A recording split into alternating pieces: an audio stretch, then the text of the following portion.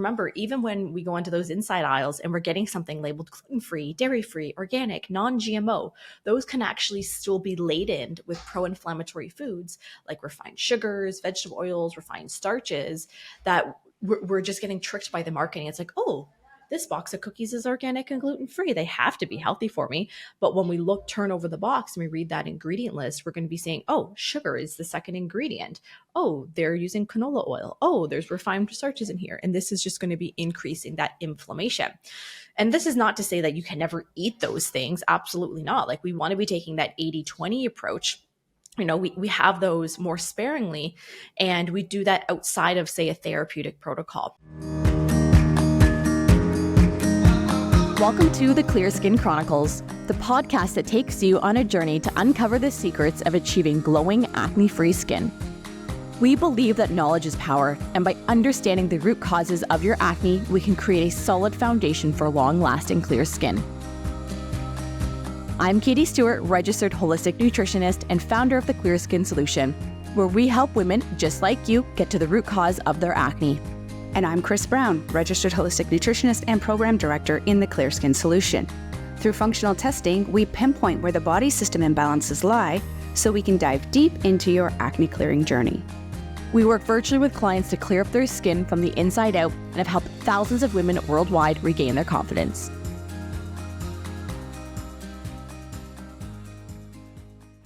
Today, I want to jump into something in more detail. You know how we always talk anti-inflammatory.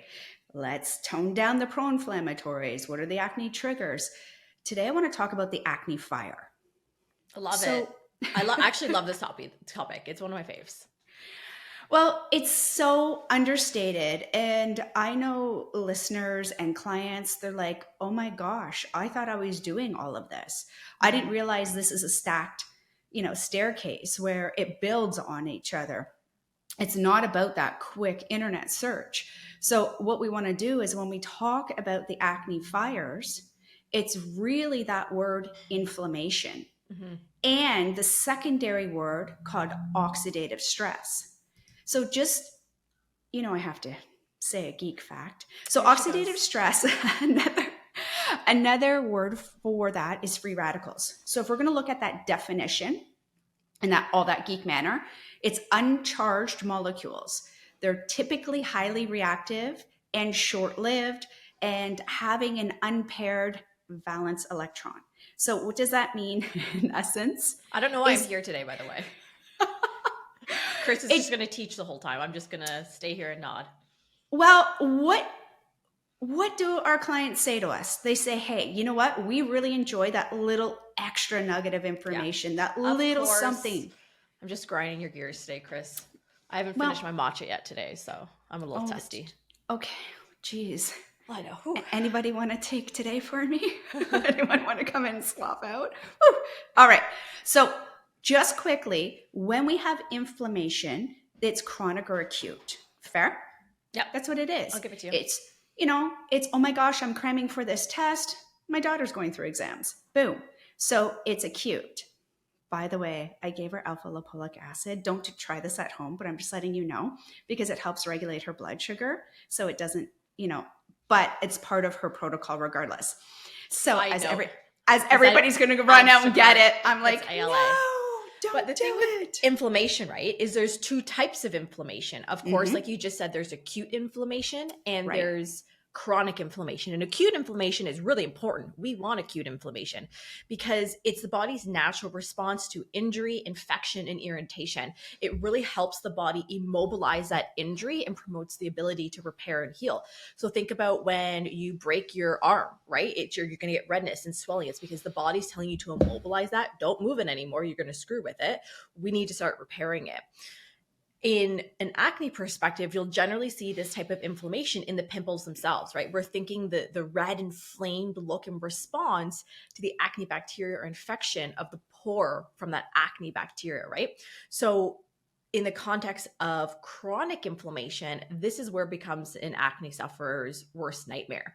So Chris, when we're looking at that chronic inflammation, it can be coming from a wide amount of places. So first, I want to explain what chronic inflammation is, and then don't worry, we're going to talk about where it's coming from, how we can be, how can we working against it. What am I trying to say here? See, I haven't had my matcha. How we can be fixing it.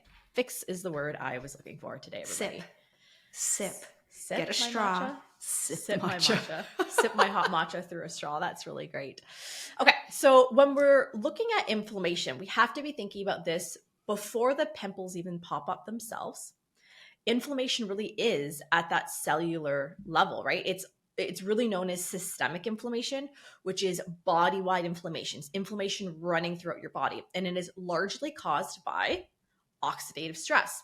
So we really want to be thinking of oxidative stress as like a little troublemaker. He's running around causing damage in the cells. And this really occurs when there's an imbalance of production between the harmful molecules called free radicals and the body's ability to neutralize them with antioxidants. And we love antioxidants because they really fight off inflammation and oxidative stress in the body.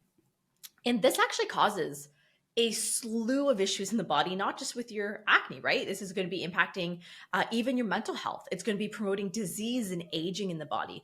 Really, inflammation is at the core root of pretty much, Chris, every disease out there. There's going to be some level of inflammation. And in that skin department specifically, we're going to be seeing an excess of that oxidative stress triggering our body's immune response. And this really is the cause of inflammation that has both visible and invisible effects, right? The visible effect is the acne.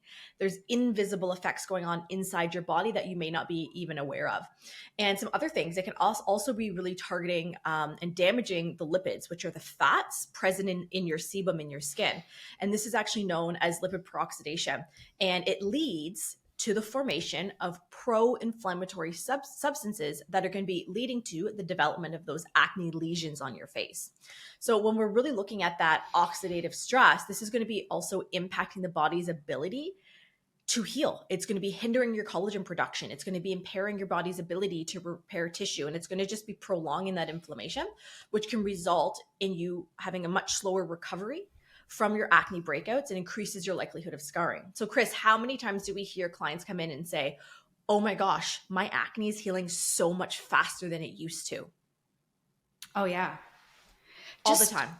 Oh yeah. And that's the thing. So my brain started in geek mode, so it's like hanging there. But you know, when I teach, it's hard to come out of those modes, and I'm in the middle of teaching. Yeah, Chris is in the middle of her teaching at CSNN. Chris actually teaches RHNs at the school. So here's a little connector. Our bodies produce free radicals. So it's a byproduct of cellular, again, oh my gosh, Kay, send me a matcha. You know I'm desperate. Chris never I'm kidding, wants don't to have send a me it. matcha. Don't send Chris, it to me. I'm convinced that you've never had a good quality matcha, because if you say it's bitter and tastes like dirt, it's because you've had crappy ones. So that's when I come to your house for dinner, which I invited myself for, I'm going to bring my matcha and I'm going to make you one.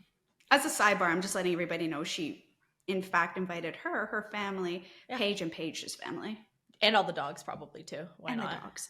So back to my, let me just zone here. Leave me alone. I'm stressing. Oh my gosh. So it's that cellular reaction, meaning there is a chemical reaction. It's the metabolism of foods, breathing, vital functions, whatever it is. It's the byproduct of any cellular reaction. Super cool. The liver produces and uses free radicals for the detoxification pathways. So of course we have interplay with white blood cells. They send free radicals to destroy bacteria, viruses, and damaged cells. So if we have acne at some point, we have clogged pathways, we have something going on cellular, and guaranteed at one level there's bacteria, or acne wouldn't form. Even, the white pustules, they are stagnant. That's stagnant bacteria. The red is the inflammation going on. The cystic acne, that's deep. So again, let's go further into that cellular pathway. So free radicals, and that's what we say. They say, clients say, well, Chris, you talk about this oxidative stress and you talk about free radicals, but it does all good. It goes after the bacteria and the viruses. Why don't I want to create more of them? Why aren't you helping those pathways? Because these molecules, these free radicals, this oxidative stress, they're unstable. So it's like Aunt Ida. You never know what you go get over when you go to visit her. So what happens is we have to match those chemical compounds with lifestyle habits and the client's history to see the possible triggers, because we don't want to continue the inflammatory reactions. So step back once. It's a stressor that is creating inflammation. Can that be food? Absolutely. Katie, do we isolate food in the clear skin solution as the end all be all? Nope. 100% nope. No, because it's one factor. Can you please, just because we're here, can you go and debunk a little bit of some other factors we use? Oh, there's so many factors. Like when we're looking at Grab me top three. Oh, come on, man. Supplements. We might use supplements. Yeah, of course, dietary component is, I always say it's the foundation to which we build everything from, because you can't out supplement a crappy diet. You need to be, really focusing on that anti-inflammatory food. And something we hear quite often is, when we have new clients coming into the Clear Skin Solution, the majority of them are really healthy eaters. They are doing a great job with what they're doing.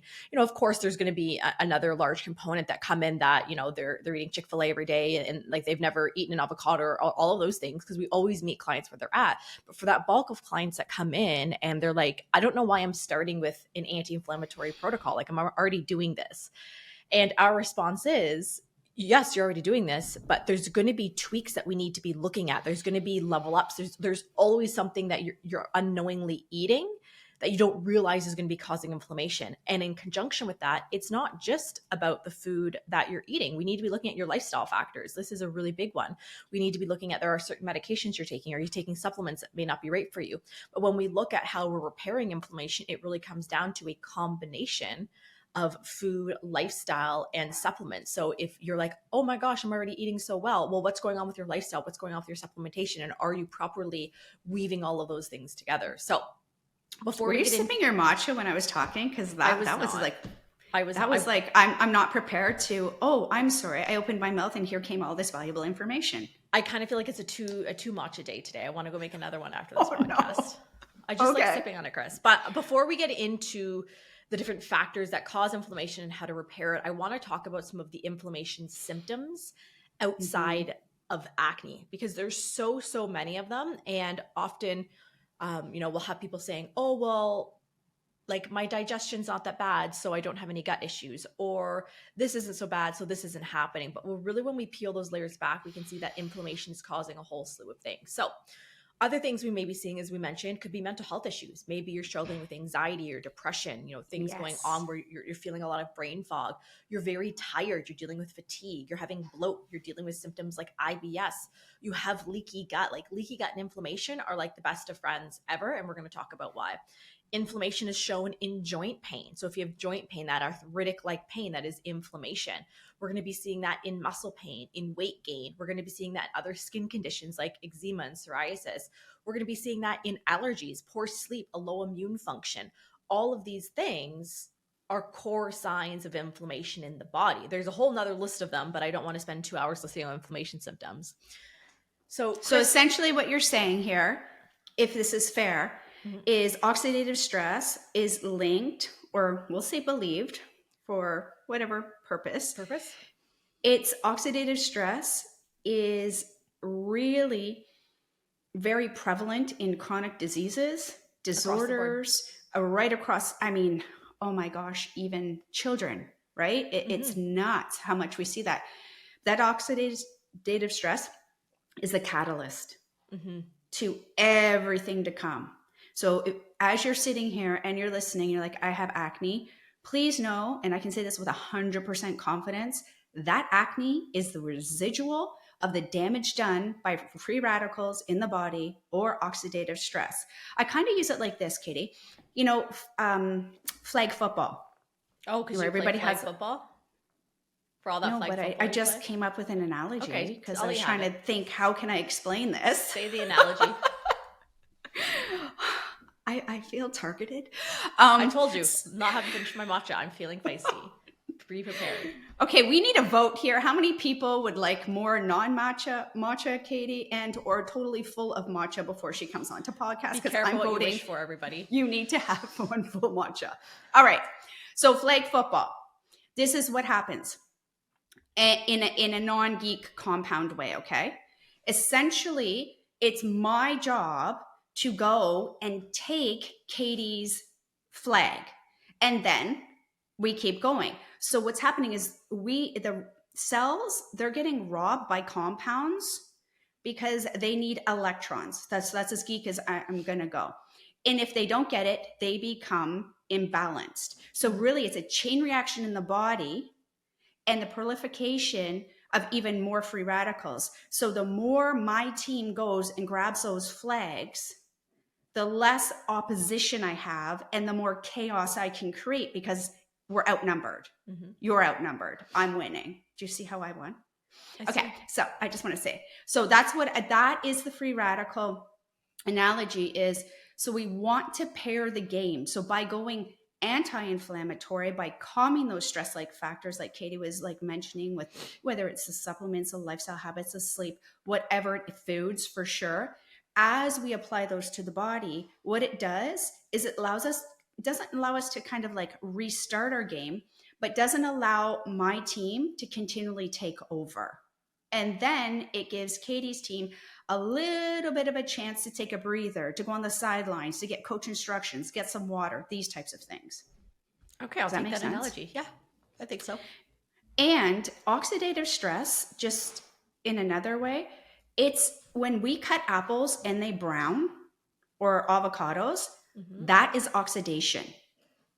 So the longer we expose it to, in the case of apples, is air, the longer we expose it to air, the more oxidation that's going to happen to that. So the longer we expose the body to the same insults, not talking air, we kind of need that vital. Kind of need it. Yeah, so that's what's going to happen. The insides become rampant with free radicals, and higher levels of oxidative stress, they're going to affect every organ system. Please let me tell you that. All the systems in the body. And then that's going to compound into, like you were saying, that chronic illness, disorder, disease. So I just wanted to kind of give somebody that visual, because I'm a visual person. So yeah, so antioxidants maybe compound it, but we can go into that after. We can go into that. So now let's kind of go into the two main ways that inflammation gets impacted. That is going to be diet and lifestyle.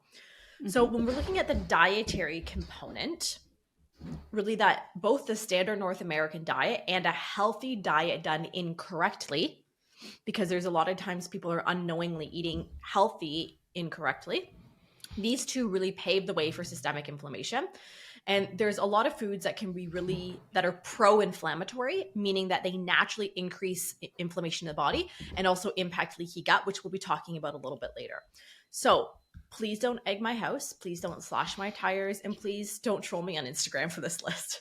I'm just reading the facts, everybody. I think she made it up pre-matcha. I did not make it up pre-matcha. You know, I'm a people pleaser and I hate to let people down. So let's go through the list. Number 1 is going to be gluten. Number 2 is going to be corn.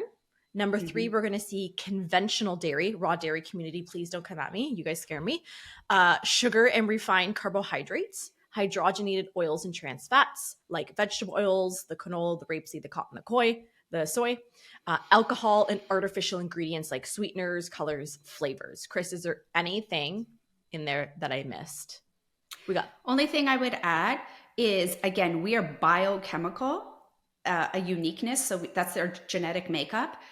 Food intolerances, of course. So again, and precondition of disease or anti-inflammatory, those things are going to make that list a little bit. Well, I want to talk about the food before, because I'm going to go and dig into each one of these. But before we do, I want to talk a quick bit on food intolerances, because there's a little bit of confusion here.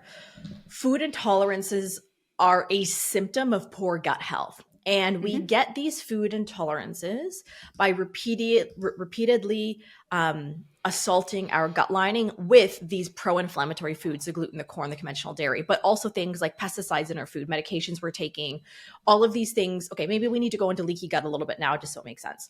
So leaky gut, which is a slang term for intestinal permeability, what this means is in your gut lining, there's a bunch of tight cell junctions, and these tight cell junctions are nice and cozy up against each other, and they just let the things that are supposed to come into the bloodstream. But when they start to get irritated and super angry, they start to pull apart, and they can be They can have microscopic holes in your gut lining, which are allowing undigested food particles, toxins, bacteria, things that aren't supposed to be in your bloodstream. They let them into the bloodstream. And when they get into the bloodstream, they start to circulate through your bloodstream and through your body, and this leads to systemic inflammation. And when this happens, you can be getting food intolerances happening as well. Food intolerances is a symptom of poor gut health. So you can be getting food intolerances to things like a mandarin orange or a potato or a kidney bean. It doesn't just have to be those unhealthy, like those pro-inflammatory foods. They could be to literally anything, because remember, those undigested food particles are going into the bloodstream, and your immune system's like, whoa, you're not supposed to be here. I'm throwing a red flag on the play. See how I did that? You got the flag football analogy in there. I like it. And they're mounting that immune response, and you're saying you're not supposed to be here, and then we're getting that food sensitivity. So that's kind of the combination of it's like the food sensitivities are compounding on top of the pro-inflammatory foods. So let's go through this list, because like I said, I don't want hate mail. So just send it to me. Just send it. It's to fine. Chris. Show up in her DMs, not mine, please. Yeah, I'll hang out with you. The issue is, and Chris, so I want to dig into this a little bit, is like we have really, especially here in North America, just destroyed so much of our food system, right? It's the way we've genetically modified the gluten, the way we've genetically modified the wheat and all of the cousins to the wheat that contain the gluten, the way we've genetically modified and sprayed corn and all of these different crops. You know, there is some emerging evidence that, you know, it could, like, our issues with gluten could actually go back to the pesticides in the grains themselves that are impacting that digestive system. So it's just unfortunate that these once great food sources have been so genetically modified, and now our bodies just can't handle them in that respect. So Chris, I know we get asked this question quite often by clients is, well, what about the grains in Europe, because their food standards are higher? 6 of one, half a dozen of another. So what I say is, in Italy, for example, they are really big on their food. So they ban genetically modified organisms. It doesn't mean that they're now not using a little more of the Western philosophies, where they might not be cropping in quadrants. That's how we're supposed to crop, not single source, and just redoing the same field year after year. So when we look at it as a whole, the quality, the love, the attention, the desire to even produce all of those crops, they go in to and then come back to us. So an example is, if I'm like mad and I'm cutting carrots and I feed my family that dish, that energy, people are going to be like, okay, she's totally flipped her lid. She's lost it. That energy can carry through because it's a live organism. So when it comes to European, they are not every European country is going to follow, like, say, the Italy standards. They're going to be a little bit more Western. So if you can tolerate it, please have a little bit of it. Enjoy yourself, right? We don't want to be stressing. I can't have anything and I'm on vacation, because what's that going to do? Hello, oxidation. So go and enjoy it. But the quality is much different. Like I said, it's right from ground to harvest to table, versus what we do since the Industrial Revolution. Thank you. Thank you for that. Thank you, North America. Thank you. Thank you. I appreciate it. We've lost vital nutrients and minerals like zinc, selenium. Even our Earth's crustacean, this is as geeky as I'm going to get, even at the Earth's, the crustacean in the soil has gone down so substantially that we don't have the quality to make it. The minerals have literally been depleted out of our soil. Soil, it's like the soil, the platform we have is almost like shrinking. Mm-hmm. So I'll leave it there, because I don't want people to be like, well, can you tell me about Germany? And do you think that New Zealand has You're going to have to become an expert in countries and the way they cultivate their crops. That's right. I just know that Italy is by far still one of the people that tend to say one of the countries. Yeah, what did I say? People. Italy's not a people, it's a person. Italy's it's a not country. a people. It's not a person. It's a country, Okay. Chris. It's okay. Clearly you need another coffee today, because you go coffee, I go matcha. But that's people in Italy they value and they understand it a little bit differently, right? Yeah.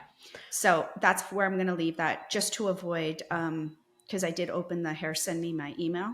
Yeah, I'm about to post your email in the show notes. So, Show notes. Okay. So I know after going through that list that you're probably, if you've been eating this way, you're probably a little panicky. You're thinking, Katie, that is literally everything I eat. WTF? Like, what am I supposed to eat? And listen, I feel you on this, because if you're new to the podcast, you don't know much about my story. I grew up only eating gluten and dairy. That was in sugar, and like I ate, much to my mom's disappointment, anytime I could, I was like, my family called me Carbo Cake, because all I ate was like fettuccine Alfredo, chicken fingers, frozen pizzas, toaster strudels. That was literally my entire diet. That actually makes me gag. Like I'm holding back a gag right now. Just letting you know. I know. Like I ate that standard North American diet. Like I was the mascot of that standard North American diet. So I can completely appreciate those nervous feelings for anybody who's new to eating. So this is why we're going to break down some tips and some foods to be eating in that respect. And let's go into lifestyle habits. So some other ways that your lifestyle can be impacting chronic inflammation, chronic stress. So for those that are like, oh my God, I already eat so healthy, I don't need to focus on reducing inflammation in my body before I get into my therapeutic protocols. How are your stress levels? Are you reducing your stress actively? How are you getting movement in your day? Because a sedentary lifestyle is also increasing inflammation. This doesn't mean you need to be training for a marathon, but getting some type of movement, whether that's walking or yoga or whatever that may be in your day to day. What's your quality of sleep? Are you struggling with sleep deprivation? Are you burning the candle at both ends? Are you staying up well past when you should be waking, or when you should be getting to bed? Because in an ideal world, we want 7 to 9 hours, and in my case, probably 10 to 11, because I'm a tired human being. Oh, totally. And in an ideal world, we should really be looking at getting 7 to 9 hours of quality sleep every single night. And if it's in my case, 10 to 11, because I love to sleep, instead of, getting 4, 5, 6 hours, because when we're sleeping, that's bringing our inflammation down. It's bringing our stress levels down. It's really allowing our body to be cleaning house. And Chris, I know you also love talking about sleep. Well, first of all, I love sleep. Love? Who doesn't? Let's start there. But when we look at the oxidative stress, the free radicals, on the other side of that, it's called antioxidants, right? Which we'll get into more. But just because we're on the topic of sleep, there's roles of antioxidants. So melatonin is an important antioxidant. So what it does is it regulates circadian rhythm. So our sleep wake cycle.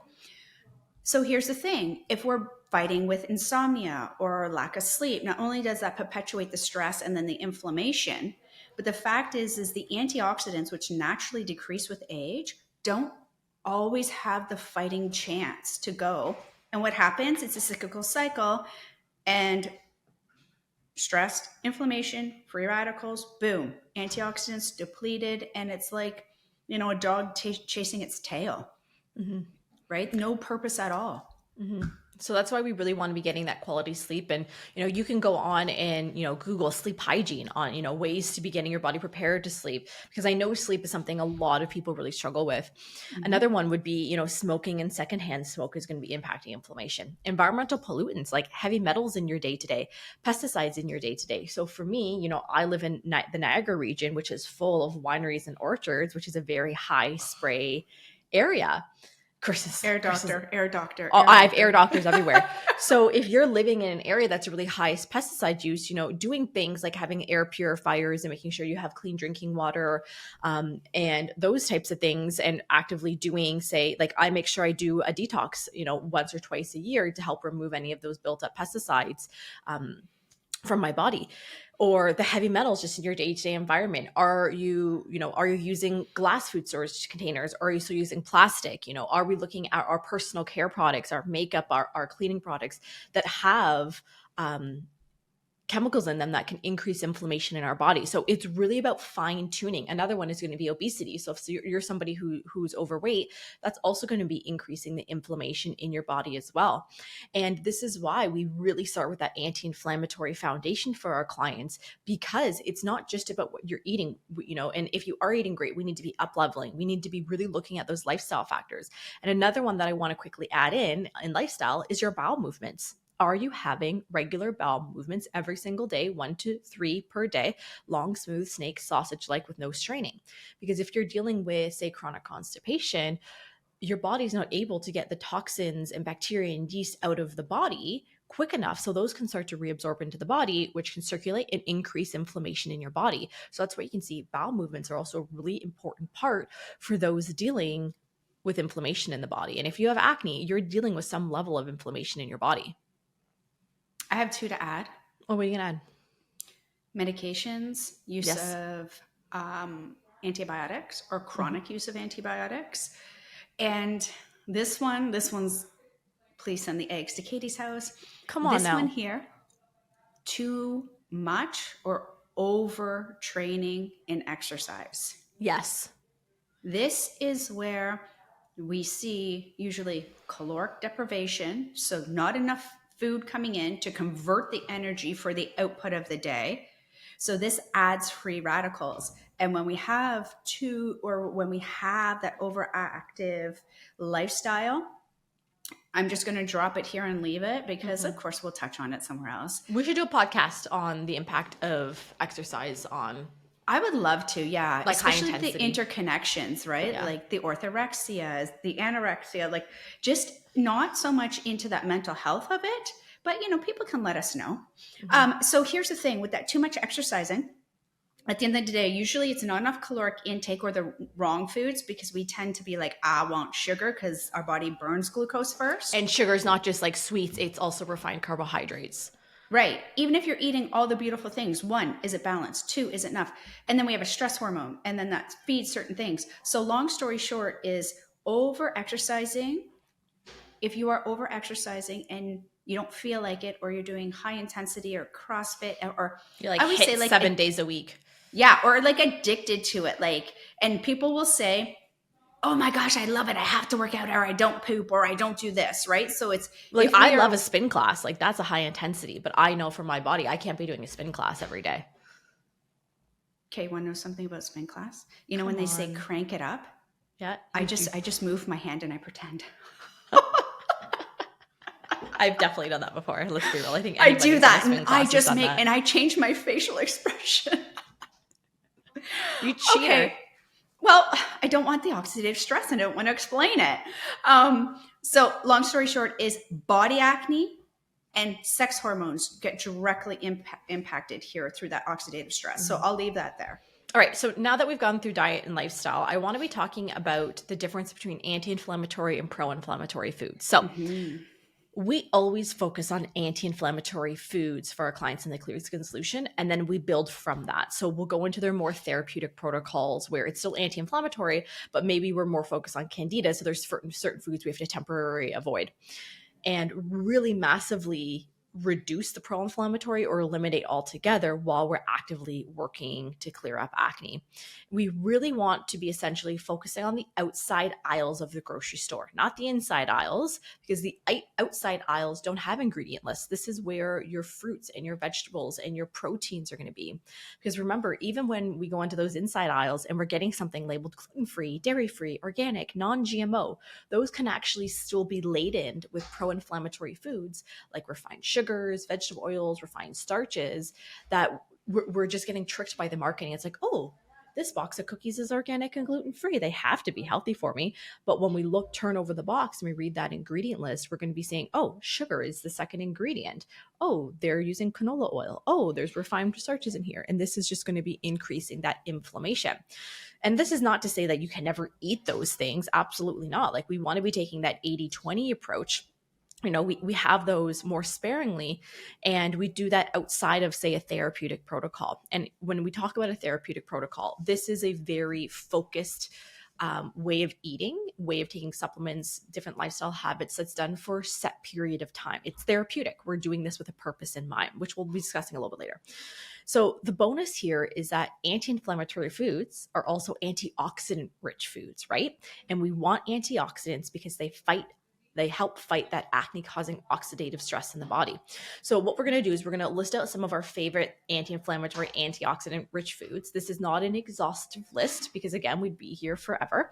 So if you want to learn more outside of the things that we list, just go to Google, type in, top anti-inflammatory foods, and it'll bring up a lovely list. But what we're also going to do for you is in our show notes, we have linked this list so that way you can go and download it and keep it for reference. So let's go through it. Berries. Who doesn't love some berries? So really think about those dark pigmented foods. Those are going to be very rich in antioxidants. So the wild blueberries, things like strawberries and raspberries and blackberries, they are packed with antioxidants, including an antioxidant, which is an anthocyanin. And these are very strong anti-inflammatory properties. So this is why, before I go through the list, Chris, is eating with the seasons is really important because here in Canada, we're not getting strawberries in January and February. Those are going to have to be shipped from California.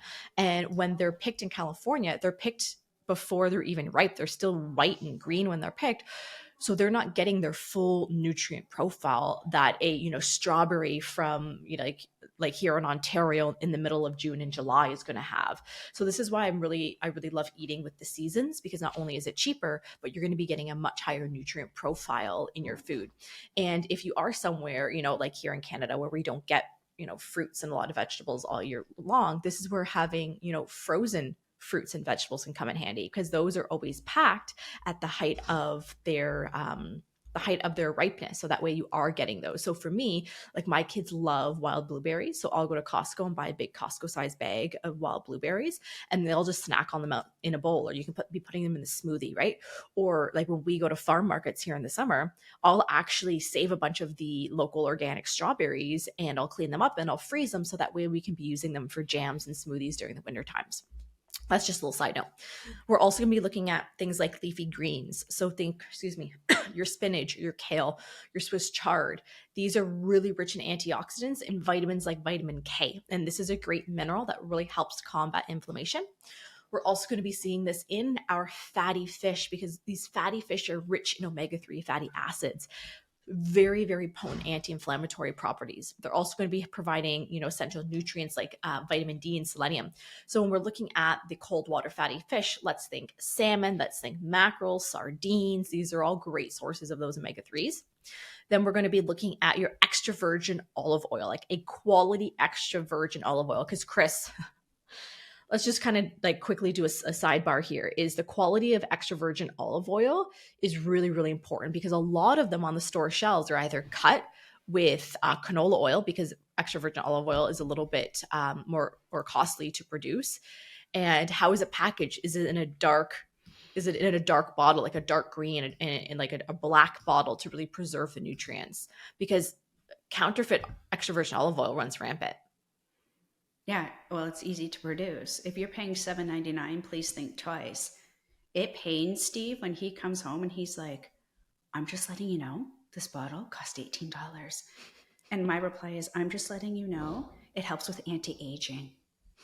And that's done. And then that's done there.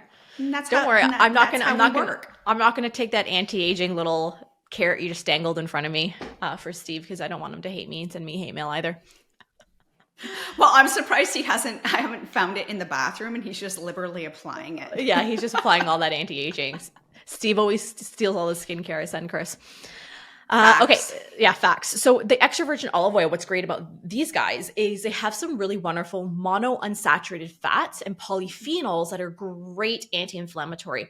And remember, extra virgin olive oil is best for salads in low heat. So anything under 350. If you're going to be cooking above 350, this is where like an avocado or coconut oil would be much better.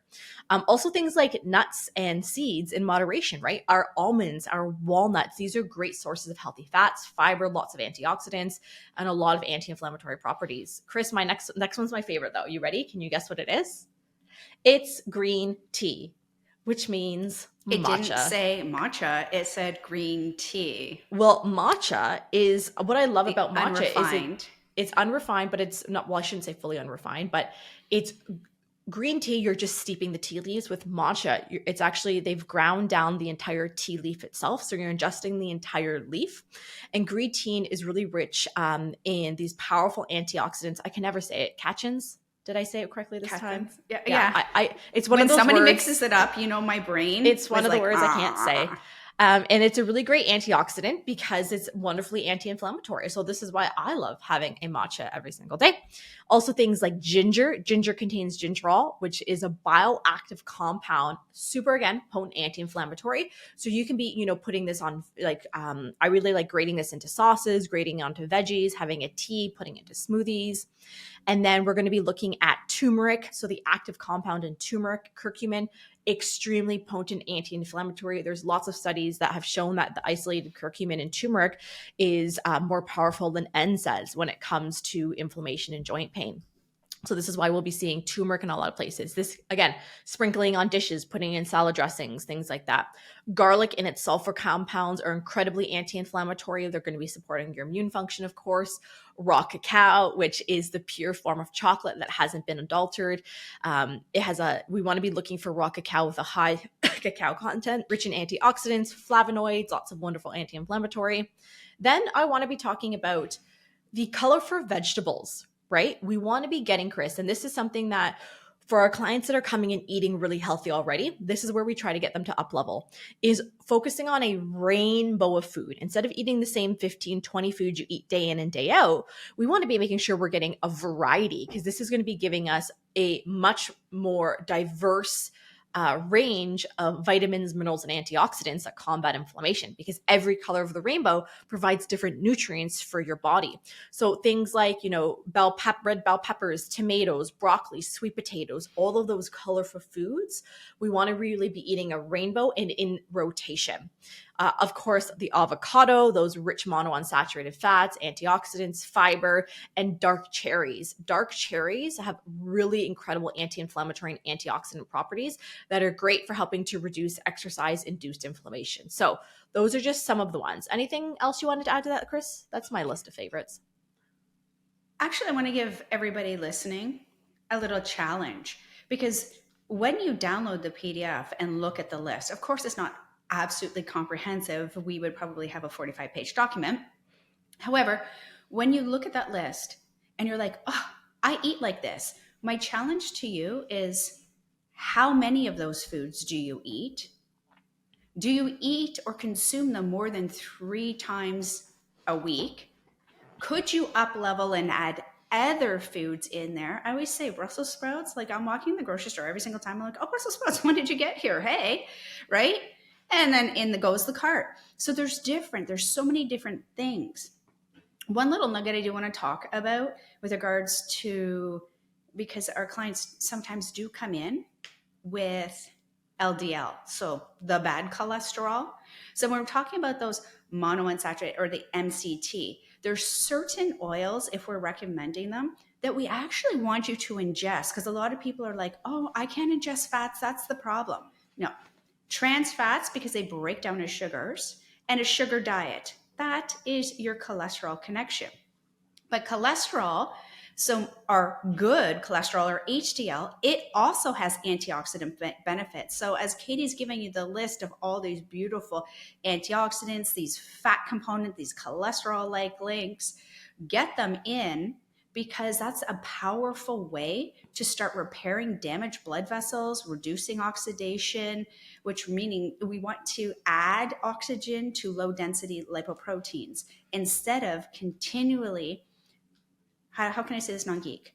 Fats don't like air. They oxidize.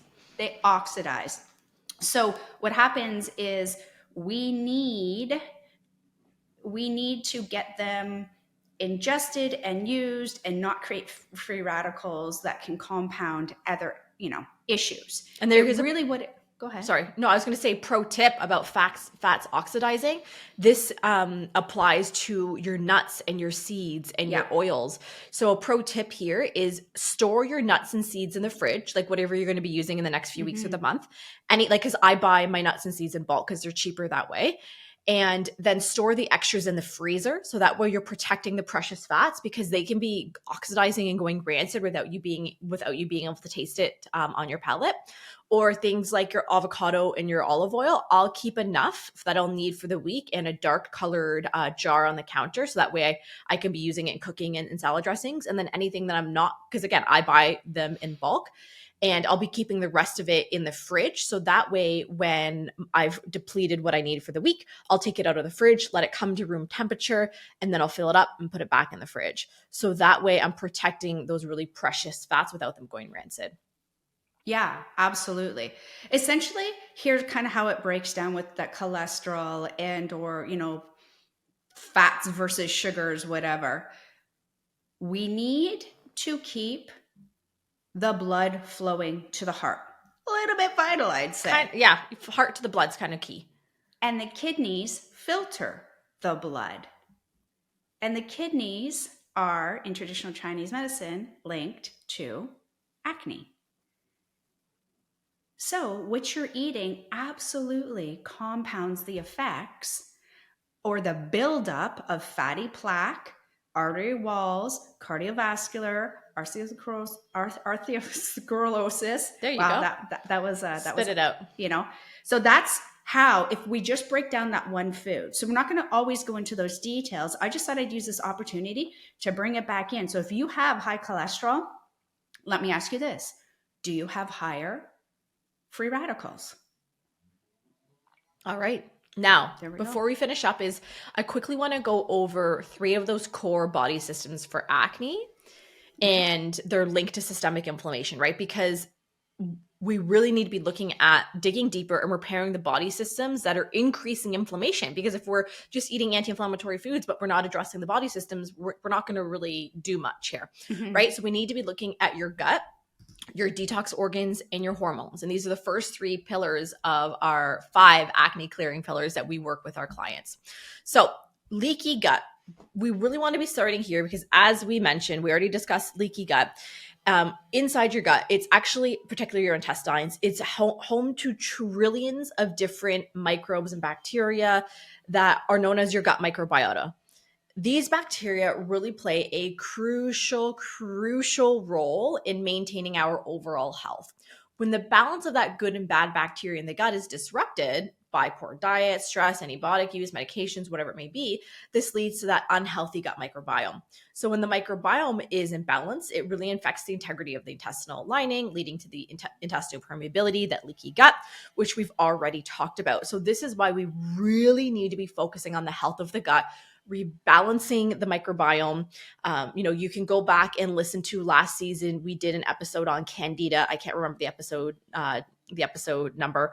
And one of our first few episodes in season 1 was also on the gut. So go back and listen to that one, because we need to be, focusing on repairing that gut lining, rebalancing the microbiome, and really nurturing it and reducing that inflammation, which we're doing through that anti-inflammatory diet, probiotics specific to your gut. Again, go listen to the probiotic episode.